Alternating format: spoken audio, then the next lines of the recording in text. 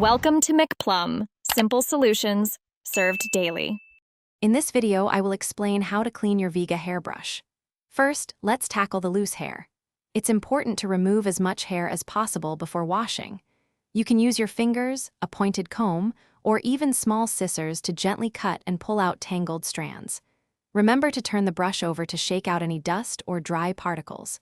Doing this simple step regularly, perhaps every few days, makes the deeper cleaning process much easier. Next, we'll prepare a gentle washing solution. Grab a bowl and fill it with lukewarm water, then add about 5 to 10 drops of your favorite mild shampoo. Swirl it around to create a nice, sudsy mixture.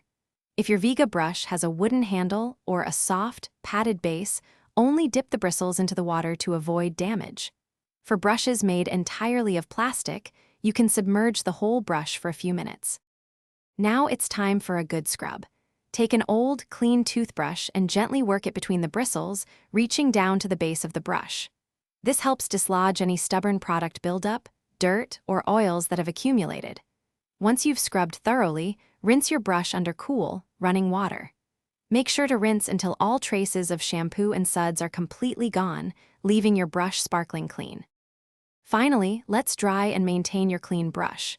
Give it a good shake to remove as much excess water as possible. Then, gently pat it with a clean, dry towel. It's best to let your brush air dry completely, bristles facing downwards, on a clean towel or a drying rack. This can take up to 12 hours. For best results and hygiene, aim to give your Vega hairbrush a thorough cleaning about once every 4 weeks. Thanks for watching. Stay juicy and subscribe.